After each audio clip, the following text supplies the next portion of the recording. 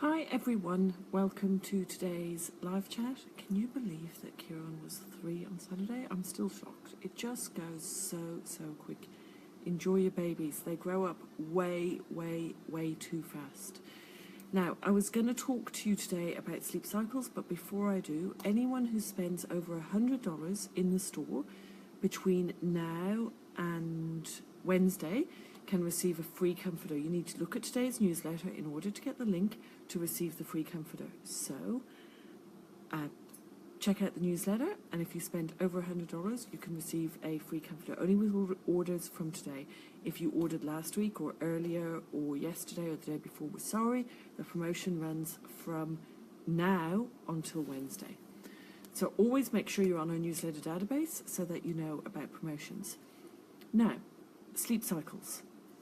And as we all know, sleep deprivation is really bad. If you lose sleep, your memory starts going, you get forgetful. We know that when you have a new baby, you're going to lose 6 or 7 weeks sleep at the very beginning when you have your new baby. But this shouldn't go on and on and on and on. People who aren't sleeping for weeks, months, years, it's torturous. You need sleep.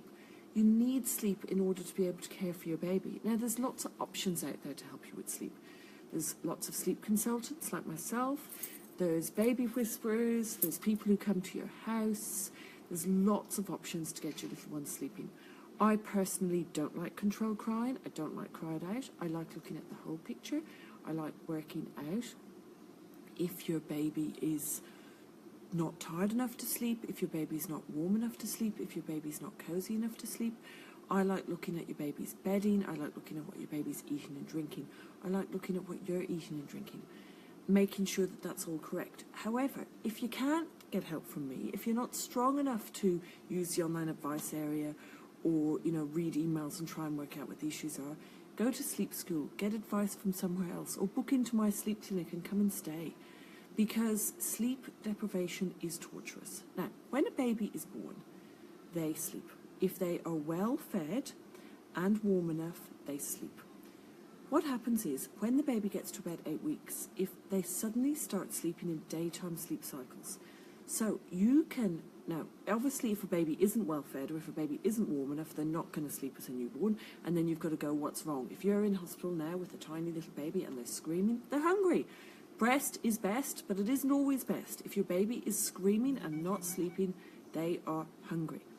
So let's say you have a tiny newborn baby and you're trying to breastfeed them, and they should feed and then they should sleep. If you've got a baby who's feeding and then screaming, they are hungry. Supplement them with a tiny bit of formula, or see if there's a breast bank where you can get some breast milk until your milk comes in. And then once your milk comes in, they will feed and then they will sleep. And you won't have any issues, but if they're warm enough. But if they're not warm enough, they'll feed and they won't sleep. And then if they don't sleep, they won't feed, and you'll be stuck in this circle. So what we look at is, at 8 weeks, babies start sleeping in sleep cycles. So you can let them suck on a dummy, you can rock them to sleep, you can pat them to sleep, and then at 8 weeks, when daytime sleep cycles start, if they're being rocked to sleep or patted to sleep, they're suddenly going to wake up and say, hey, my dummy's gone, my pacifier's gone, it's gone, I can't stay asleep. I'm not on the boob anymore, I can't stay asleep, or I'm not being patted anymore, I can't stay asleep. So you might have a perfect sleeper until 8 weeks, and then at 8 weeks they suddenly stop sleeping. You might also be somebody who's aiding your child to sleep. So let's give you an example. Let's say you go to Mother's Group. In Mother's Group, all of your babies are 6 months old, and you are following Tizzie Hall's advice, and you're putting your baby to bed awake on the routine and allowing your baby to self-settle. And your baby sleeps for 2-hour sleeps during the day, a little nap in the afternoon, and still sleeps most of the night but has one night feed. But yet your friends at Mum's Group, their babies sleep 3 or 4 40-minute sleeps during the day because they're aided to sleep by being fed to sleep, being patted to sleep, or sucking on a dummy to go to sleep. But then when they go to bed at 7 o'clock at night, they sleep the whole way through. And you think, well, why does my baby wake and their baby doesn't, and I'm following a routine? Well, the answer is their baby is so physically exhausted by 7 o'clock at night that they sleep all night. But when their baby starts to sleep in nighttime sleep cycles, at about 6 or 7 months old, their baby will start waking at night. And by then, your baby will be sleeping all night, because your baby will know how to sleep and will know how to connect sleep cycles. So daytime sleep cycles start at about 8 weeks, nighttime sleep cycles start much later, as explained in the baby book. Follow a routine, make sure your baby is well fed, and make sure you are following my bedding guide. The bedding guide, remember, you have to look at page 7 and use up to the maximum layers of 15 in a cot with slats the whole way around.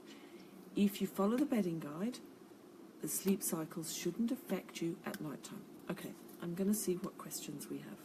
What questions have come in. Bear with me a sec while I go on and see what questions we have that have come in while I was talking to you. Come on, phone. Let's get these questions up. I can see that they're coming in. Excuse me a second, guys. Trying to find the questions. Okay.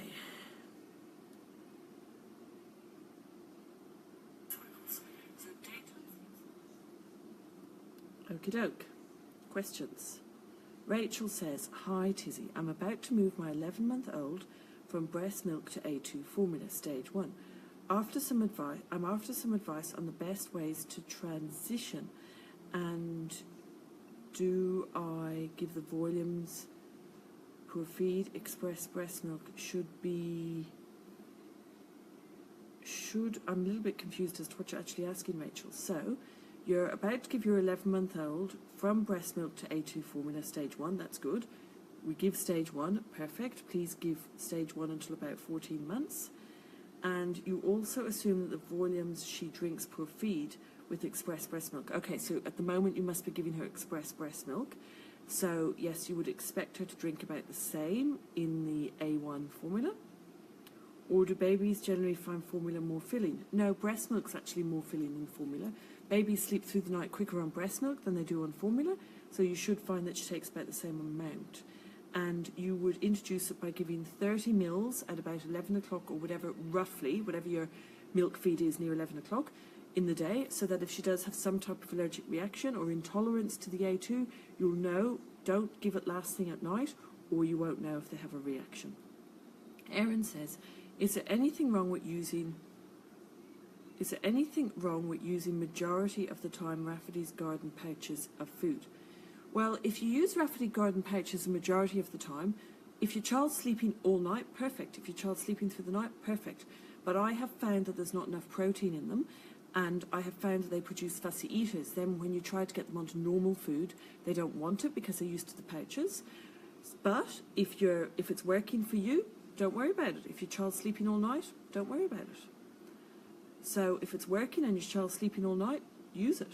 If it's not working and your child's waking, your baby probably needs more protein.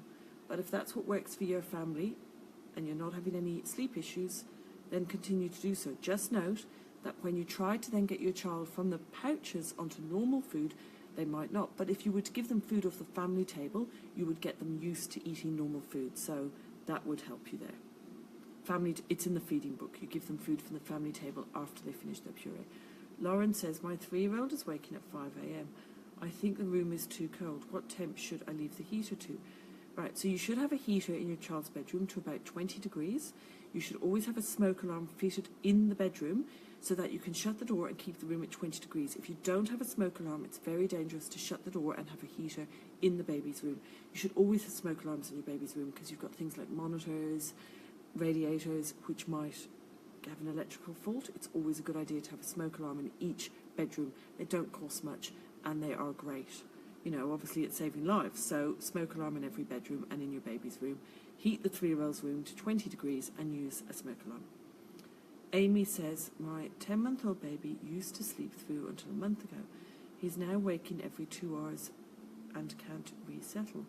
Following your bedding guide with 9 blankets, waking at 10, 12, 2, 4 and 6. Room is the same temperature with the same bedding. Well, even if the room's the same temperature with the same bedding, I would still try up to the 15 layers. However, Amy, waking that often at 10 months old is normally the sign of sleep cycles. Problems with your sleep cycles. I would think, are you giving your child a dummy? Are you rocking your child to sleep? Might they be falling asleep with a bedtime story? Might they be falling asleep on the last feed and not really wide awake when they're going to bed? I would look at all of that. I'd also see, is your 10-month-old sick? Might your 10-month-old have an ear infection or a sore throat? Are you still feeding your 10-month-old very pureed texture? Go back to the pureed texture in case it's a hunger. But waking every 2 hours like that at night, to me that's sleep cycle. To me it means your baby has a dummy, or they're being patted, or they're being rocked to sleep, or maybe you're breastfeeding them or bottle feeding them just before 7 o'clock at night and they're actually starting to fall asleep and you don't realise. So remember to check all of that out. If none of that helps you, consider the online advice area.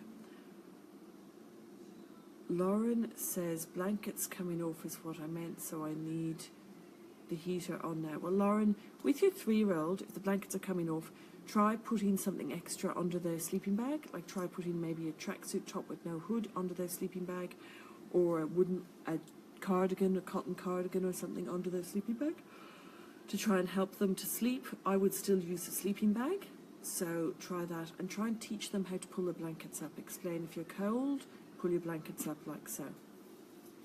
Anne says, how important is the dream feed to be at 10:30? Can it be 11:30 or 12:30? And also, how much should they be drinking? Well, at the dream feed, they should be drinking until they're full. It's not that important to be at 10:30. You could do it at 10 o'clock or 10:30. You don't want to do it at 11:30 or 12:30 because you don't want them to risk waking looking for it, because then it becomes a feed that they've woken and asked for, not a dream feed. So 10:30 or earlier. Anne? Rachel says, hi Tizzie, my 10-month-old daughter is on formula and solids. She follows your 9 to 12-month routine. She's waking early in the morning. I have to give her a bottle to get her back to sleep. She goes to bed at 7:30 p.m. and normally wakes at 4:50. So I would be thinking that your baby is cold, Rachel.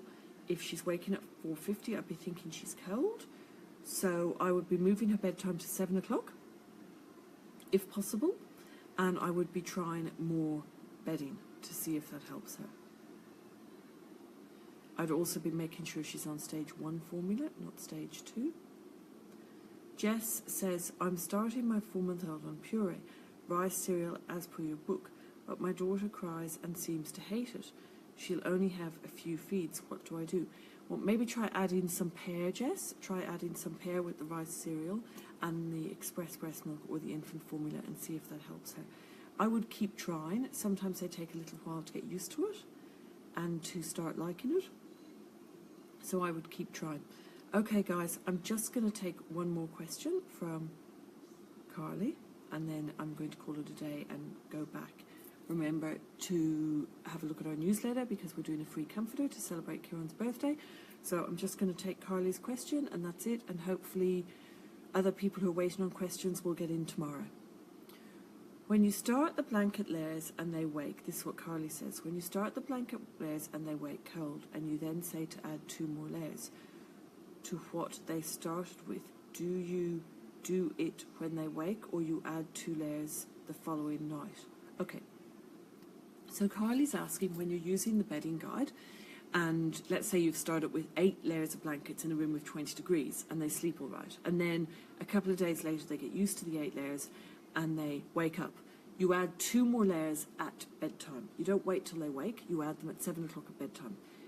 Then if they wake again, you would go in and do whatever you normally do to resettle them and add 2 more layers.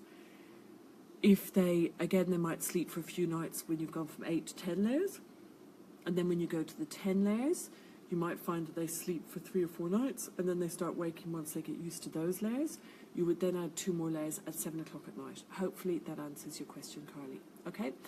Check out the newsletter archives on the website or check out the Facebook page to the link to the newsletter to see how to receive your free comforter. And I will do another live feed hopefully tomorrow. Okay, talk to you soon. Bye.